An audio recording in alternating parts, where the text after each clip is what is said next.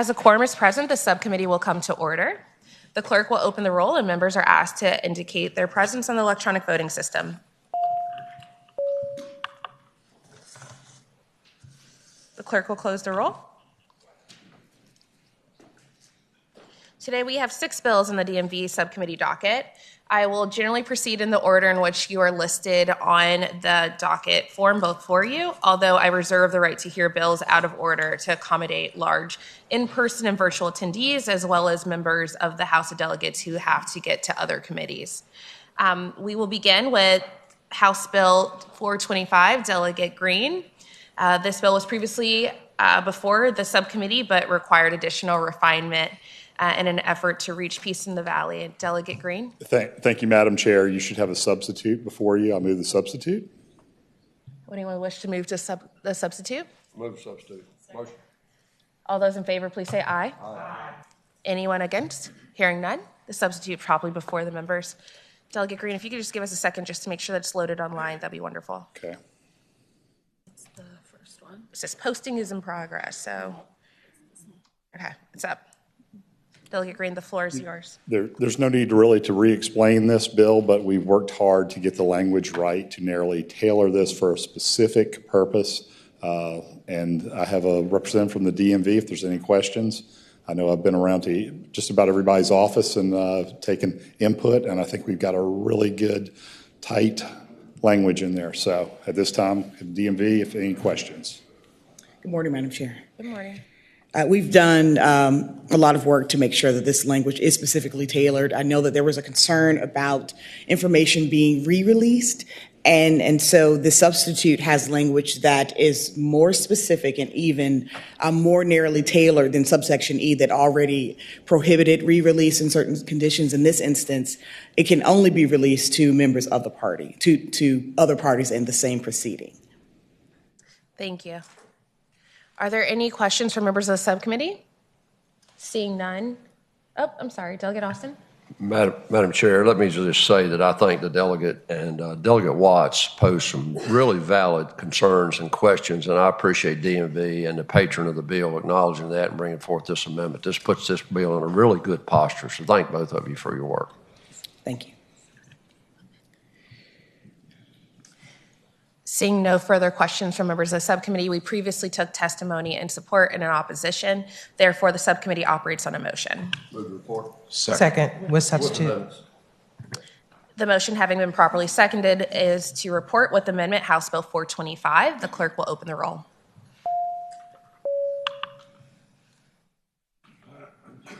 The clerk will close the roll. House Bill 425, it reports with amendment on a vote of 7-0.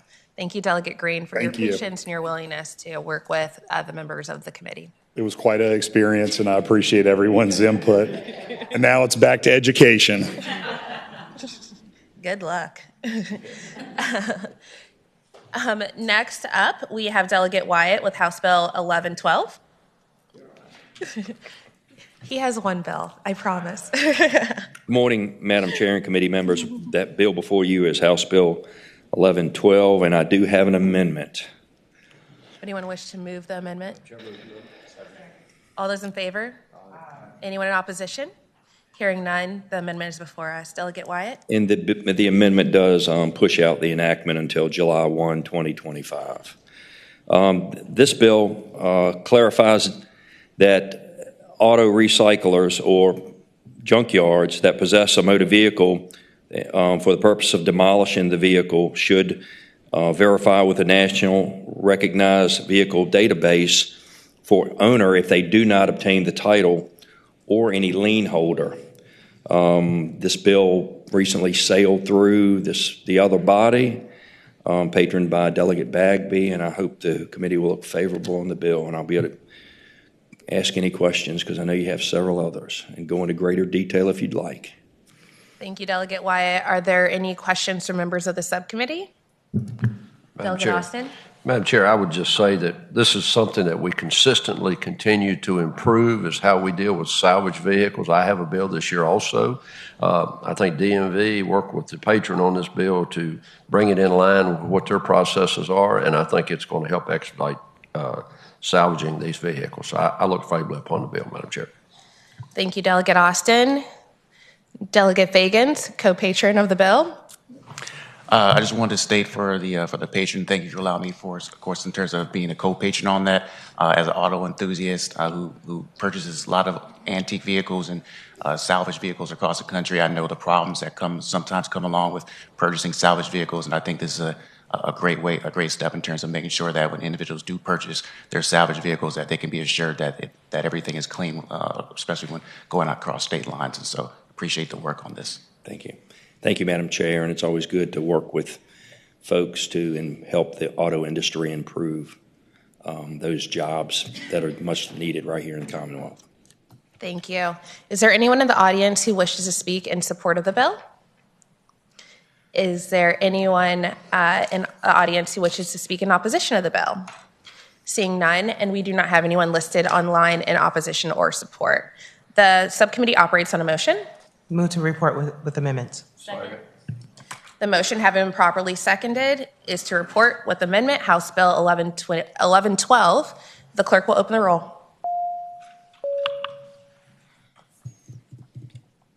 The clerk will close the roll. House Bill 1112 reports with amendments on a vote of 8-0. Thank you, Delegate Wyatt. Thank you, Madam Chair and committee members. Delegate Kilgore. Thank you. Thank you, Madam Chair. I have to admit that I think this is my first time in transportation in 30 years. Welcome. But Madam Chair, I don't get in Madam here Chair, much. Madam Chair, can I say Delegate that Austin? I hope we can make this memorable? Because I was before courts. That could go a lot of different ways. But I was before courts yesterday, Yeah. and it was quite memorable. Yeah. Sorry about that. But House Bill 1419, we have a substitute, Madam Chair. And All those in favor, please say aye. yeah. Anyone in opposition? Hearing none, the substitute's before us. If you don't mind describing the substitute and then the Oh, bill. yes, thank you. This is a result, the substitute is of great conversations with DMV to ensure that we're getting the right language to move us forward to where you can buy your car online. You know, we do everything online now, and this is just one way to move that forward, and it makes sure that it's feasible for DMV to implement. So the key change here is that it allows a dealer to have the option to create a title in the dealer's name, which ensures that all the documents can be stored at DMV. Then thanks to DMV's work with us, they're going to implement an electronic secure power of attorney. Then all the documents could then be signed by the customer. And then finally, it includes a 30-day deadline for the dealer to submit documentation so that you don't have things floating around out there. So that's one way to safeguard for this program. So that's it. But I know it. I know that I really thank DMV because it was a lot of different meetings on this and a lot of back and forth. So we really appreciate DMV's hard work on this issue. But it does address the issue where you can go in and buy a car online. So Delegate Fegans, you can now buy a car online. So. Thank you, Delegate Kilgore. Are there questions or comments from members of the subcommittee? Seeing none. Madam Chair, move to report with substitute. Well, I love that energy, but we first need to hear testimony in favor and opposition. All right. You see, there's a true commitment to making sure that this is a memorable experience in transportation for you. We will begin with testimony in support of House Bill 1419.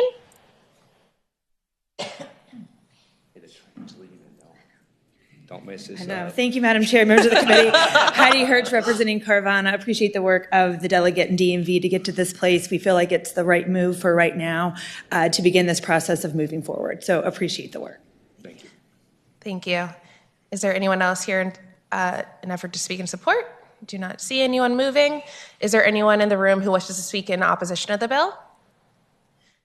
Seeing none, and we do not have anyone listed online in support or in opposition. The subcommittee operates on a motion. Madam Chair, now I move to report with substitute. Second. And given that there is a fiscal impact, we're going to send this to appropriations as well. So the motion having been properly seconded is to report House Bill 1419 with substitute and refer to, with amendment and refer to appropriations. The clerk will open the roll. Oh, it is a substitute. I was correct. So with a substitute, and we're going to send it to appropriations. Yes. Okay.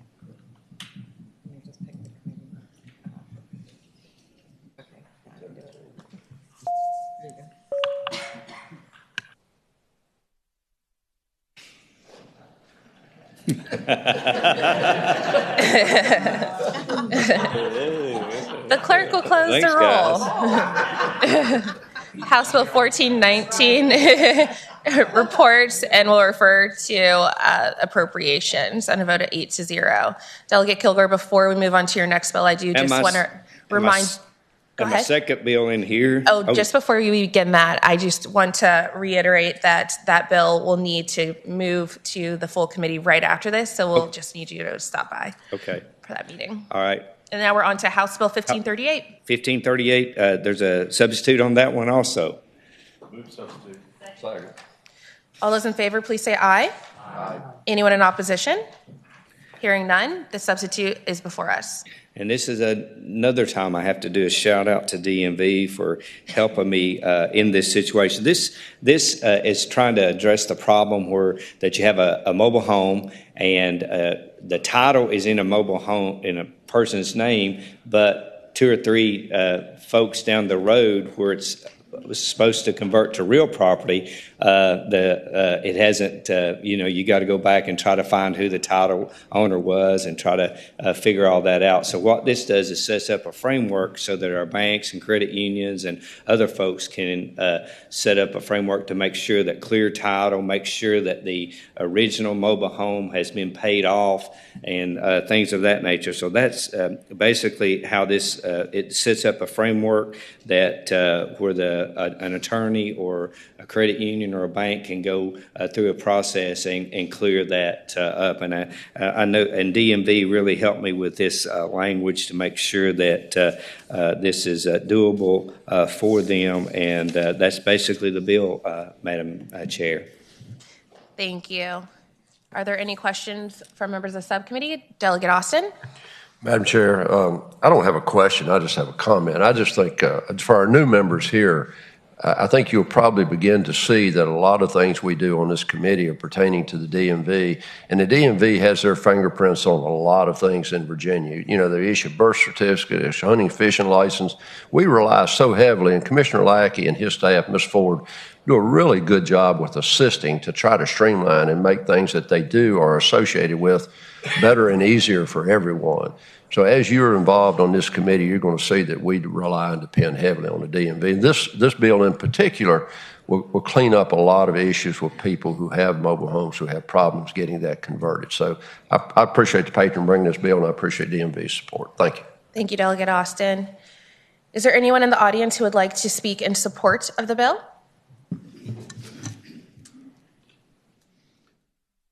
Madam Chair, Randy Grumbine representing the Virginia Manufactured and Modular Housing Association.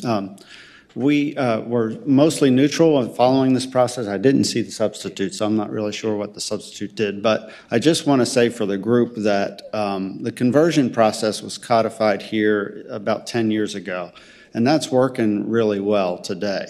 It gives the purchasers an opportunity to convert that home to real property, then transfer that through a realtor. Also, they can build wealth that way. The problem that we had was homes that were sold prior to this conversion process, where there was no means for them to transfer that properly.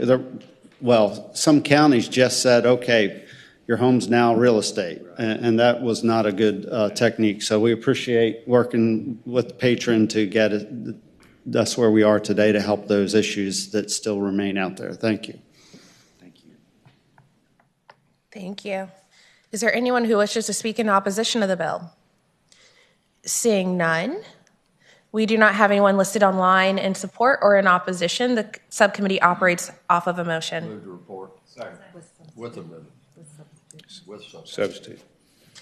The motion having been properly seconded is to report with substitute House Bill 1538. The clerk will open the roll.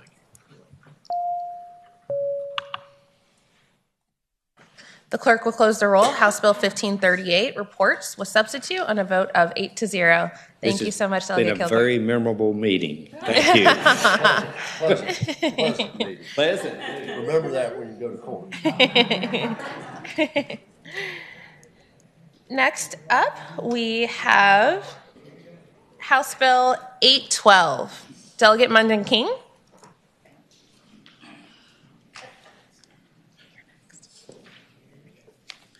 Good morning, Madam Chair. How are you? Good morning. Present your bill, please. Thank you. I have an amendment in the nature of a substitute. Anyone wish to move the substitute? Yeah, move it as we moved it. Substitute, right? Substitute. All those in favor? Aye. Anyone in opposition? Hearing none, the substitute is before us. Thank Please you, describe the Madam. substitute and your bill. Thank you, Madam Chair. So House Bill 812 is a legislative proposal aimed at repealing section codes that authorize the issuance of special license plates for the sons of Confederate veterans and Robert E. Lee. This bill signifies an important step forward, acknowledging that some things belong in history books and not on our cars. And the license plate issued under these sections prior to July 2024 will remain valid until their expiration, so we are not proposing to confiscate anything. But this bill is about moving us forward, uniting us, recognizing that devices symbols are not the best thing to represent us on the roads of Virginia. And happy to answer any questions. Thank you, Delegate Munden King. Are there any questions from members of the subcommittee? Madam Chair. Delegate Austin? Madam Chair, I don't have any questions, but, I understand what you're intending to do here. I just, we can't erase history. And as much as I understand your passion for this, I would say that, that was a time and an era in our history, and people who are sons of the Confederate veterans in that organization feel very strongly for their passion for that, Delegate. And I know that you understand what I'm saying here, and I understand what your position is with it. I just feel that as wrong as that era may have been, we can't erase it from our history books. And so I'm going to be a no on this for that simple reason. But trust me, I understand your passion, and you and I can agree to disagree on that. So thank you. Thank you, Madam Chair. Thank you, Delegate Austin. Seeing no further comments or questions from the subcommittee in the queue, is there anyone who wishes to speak in favor of the bill?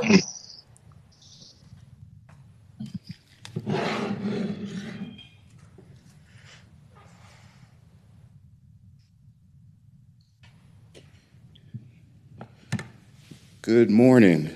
Good morning. Forgive my unsteadiness there as I stood and this limp foot that I have. Good morning, Madam Chair and members of the committee.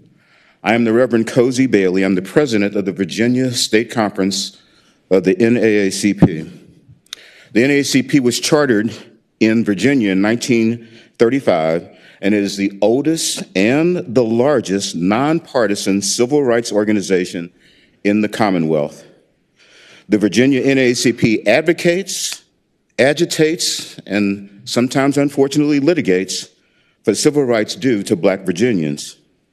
Today is our lobby day, and our members from all over Virginia are gathered here in the Capitol to advocate for our legislative agenda. And I want you to know that we are happy to support House Bill 812, and we thank Delegate Munden King, who is my delegate, for bringing this bill forward. Like the Confederate flag and Confederate statues, this is one more place where the Commonwealth can begin to atone for its dark past and move all Virginians forward with inclusion and acknowledgement that any reference to the Confederacy in public spaces and on state-issued materials like license plates are inappropriate and harmful to an entire race of people that suffered under slavery in the Confederate States. We thank you for your time, and we would appreciate your support for this bill. Thank you very much. Thank you. Is there anyone else who wishes to speak in support of the bill in the room? Seeing none, is there anyone who wishes to speak in opposition of the bill?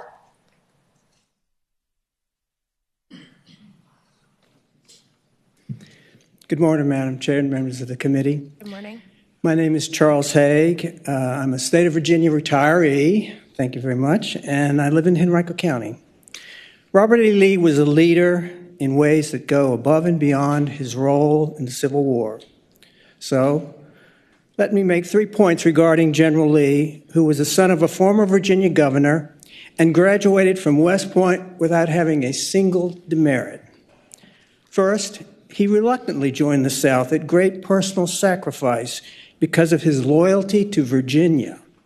Lee wouldn't fight against the citizens of the Commonwealth and became general because he was asked to do so by the Virginia Special Convention. In a speech made on January 20th, 1978, former President Jimmy Carter said, "Robert E. Lee was a man who understood the values of a region which he represented. He was never filled with hatred. He never felt a sense of superiority. He led the Southern states with pride, yes, but with a sense of reluctance as well.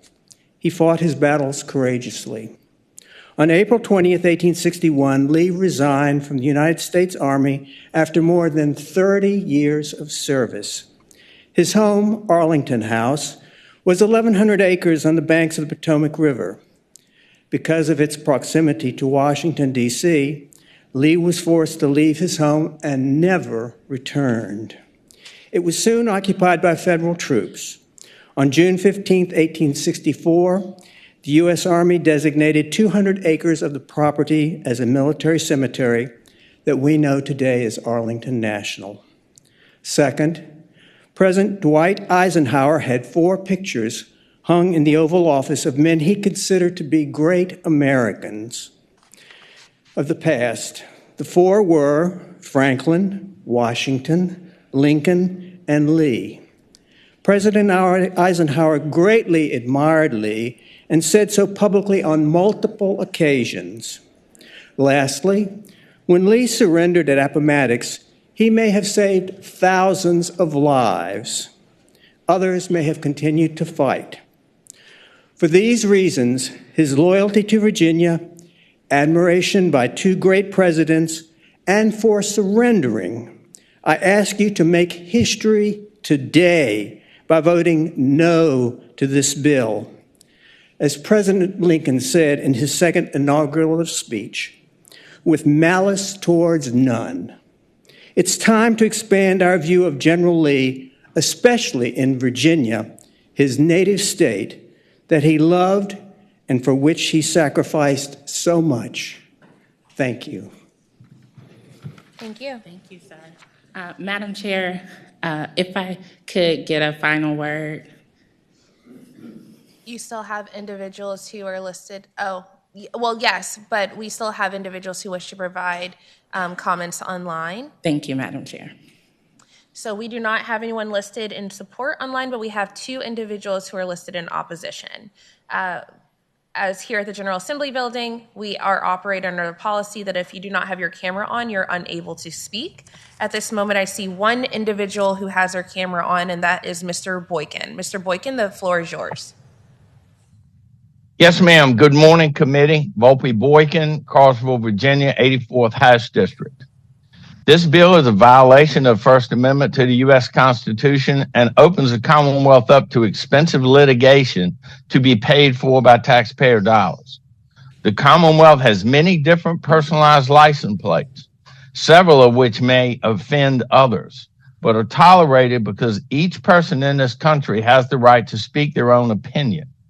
If these license plates are done away with, then you should also do away with all the others.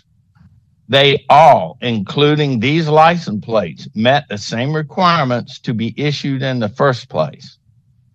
It is a mystery to me how especially the Lee license plate that was issued about 17 years ago is just now offending people. Or can it be that certain individuals want vengeance against others that have been dead over 150 years and their descendants? Or could it be they wish to sow the seeds of divisiveness for political gain? And this bill, if passed, will definitely sow the more seeds of divisiveness that we already have enough of in this Commonwealth. Thank you, committee, and have a good day. Thank you, Mr. Boykin. Delegate Mundon King. Thank you so much, Madam Chair, and members of the committee across on both sides. I really do appreciate the discourse. It is not my intent to relitigate the Civil War, but I have to clear up some misinformation or one-sidedness that was spoken of. Robert E. Lee was a brutal slave master who was known to whip his slaves until they were bleeding and almost near death. In addition to turning his back on his country, he committed human rights violations that are too disturbing to even speak about in this committee. So when that license plate says the Virginia gentleman, there's nothing gentle about the way he treated the people who were enslaved. Now, several people have been quoted, and this is not about tearing anyone down, but this has always been offensive to Black Virginians. It was offensive 17 years ago, and we have an opportunity to make it right today. And we also have an opportunity to correctly tell the story of what happened in our Commonwealth, how people turned their backs on their country, all in an effort to continue to own and brutalize people. And following their defeat, they created a narrative that is false and still harms Black Virginians to this day. So while some may want to glamorize their lifestyle and glamorize the old South, it still hurts us. And if we really want to come together, if we really want to unite, the same way we did with the Confederate flag, we will get rid of the lie of the Virginia gentleman riding around on our roads. And this is not just something that I've experienced. It is calls, emails that I get from people in my community and around the Commonwealth about how sad it is to still see these license plates on the road, about those of us who know the role that the Sons of the Confederacy played in putting up monuments to slavery to intimidate Black Virginians. So this whitewashed version of what we just heard is still harmful. Everyone has the right to venerate and idolize whoever they choose to. But our state funds, our very celebrated license plates, should not be used to continue a false narrative. Thank you, Madam Chair. Thank you, Delegate Mundon King. The subcommittee operates on a motion. Move to report with substitute. Second. The motion, having been properly seconded, is to report with substitute House Bill 812. The clerk will open the roll.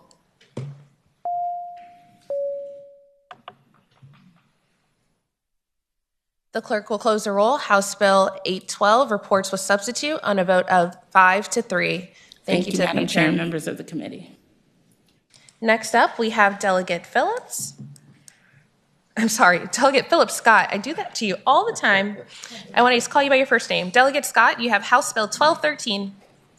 Thank you, Madam Chair. Now that we do have a Delegate Phillips, I wasn't sure if I missed him in the audience here. Before you is House Bill 1213. In going through the process, I've discovered there needs to be a line amendment that I would like to submit to the committee on line 38. Instead of at least 150, I want it to read 250 to bring it in cohesion with other parts of the section. Was that previously shared with council? No, I'm bringing that up now. Okay, just give us 1 second.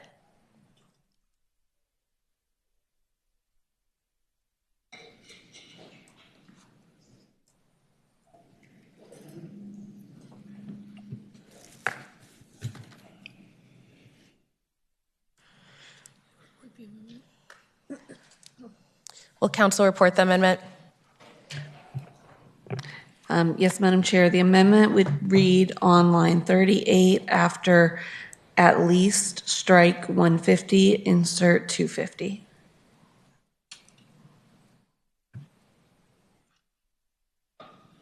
Thank you. Do we have a motion? Move the amendment. Second. All those in favor, please say aye. Anyone opposition? Hearing none. Delegate Scott, please present your bill. Thank you, Madam Chair. This bill, it comes out of talking with several folks who have attempted to get military-related license plates over several years. Jen Kagan's devoted an extensive amount of time to try and get the 450 required signatures, and then Delegate Mike Cherry had to seek an exception from the code in order to meet the requirement for his Air Force tag that was before the House this year.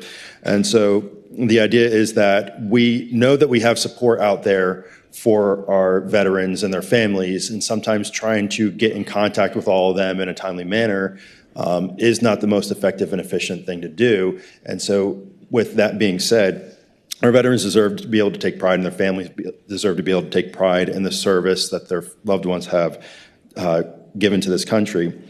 And this is just trying to make sure that we provide opportunity to showcase their achievements. Introducing specialized license plates is a means to honor different groups of veterans while upholding reasonable standard for initiating new license plate. So this bill just simply lowers the required signatures from 450 now to 250 for those military-related license plates, and I ask that it be the will of the committee to report this bill. Thank you, Delegate Scott. Are there any questions from members of the committee?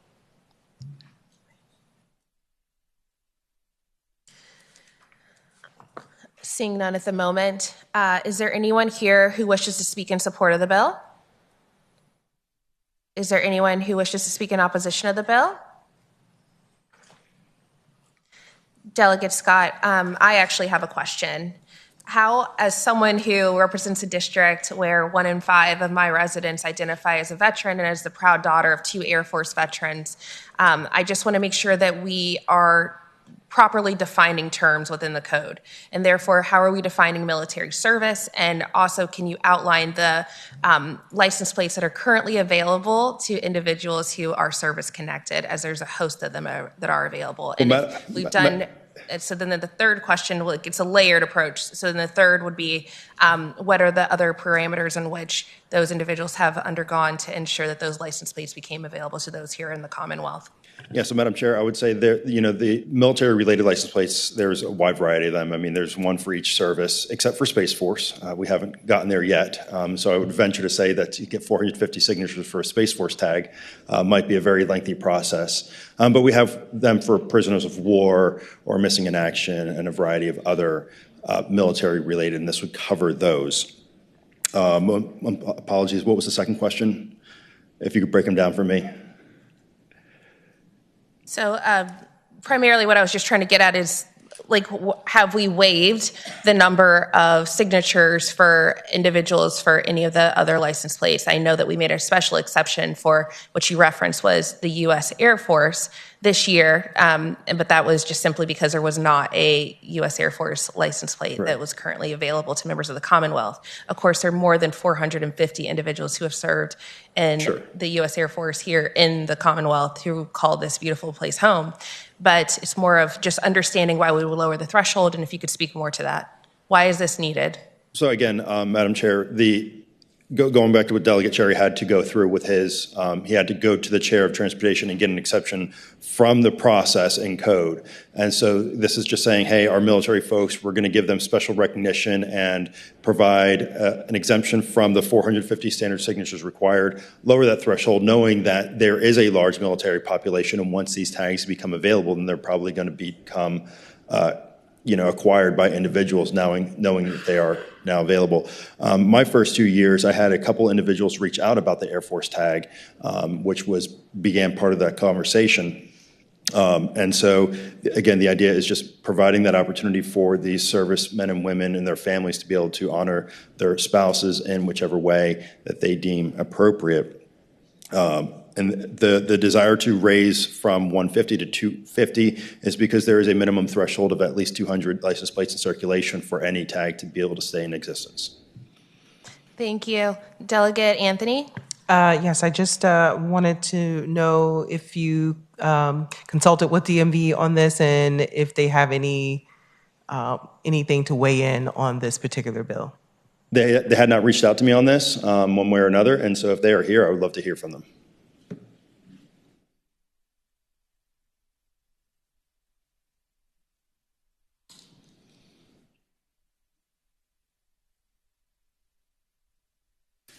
Commissioner Lackey, DMV. So one of the things that we have officially no position on this bill right now. What I would say is that the 450 minimum threshold that's in place is there for two reasons. One, to ensure that there's a sufficient demand publicly, and also to help ensure that over a 5-year span, we break even on the cost to produce, distribute, and manage the plates.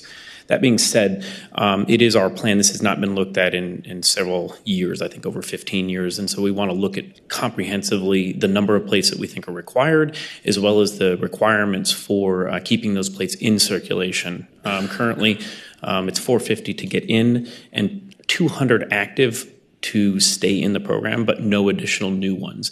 So there will be a plan this year to go through a comprehensive study of this.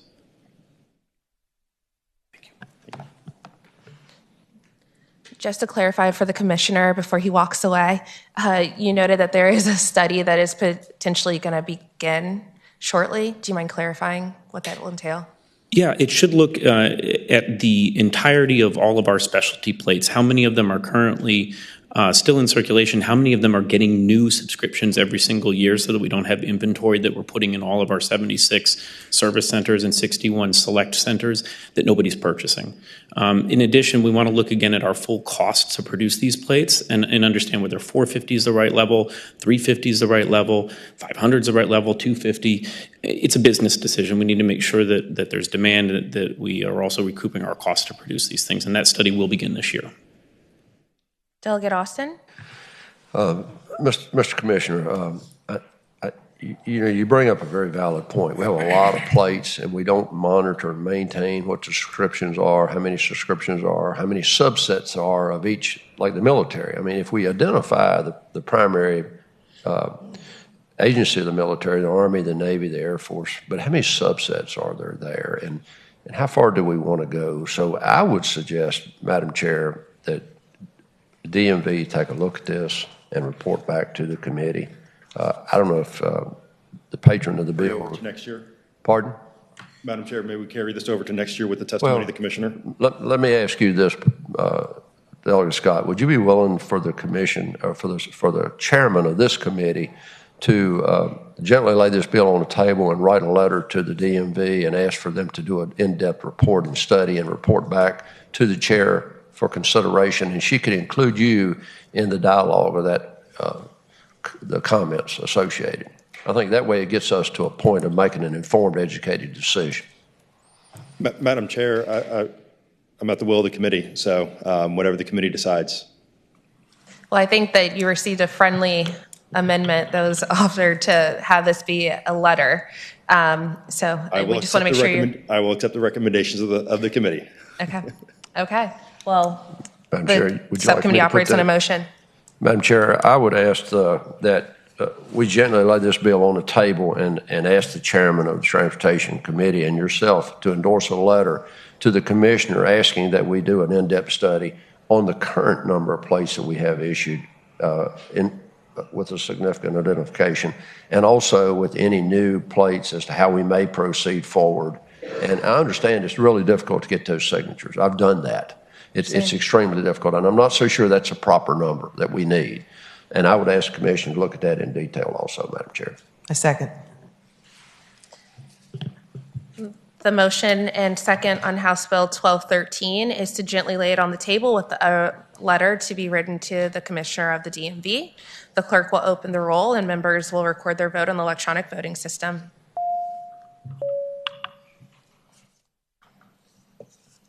The clerk will close the roll. House Bill 1213 is tabled with a letter, and we look forward to working with you, Delegate Scott, on this. Thank you, Madam Chair, members of the subcommittee. Thank you.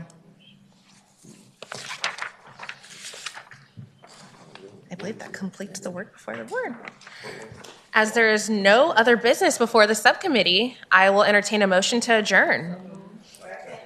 All those in favor, please say aye.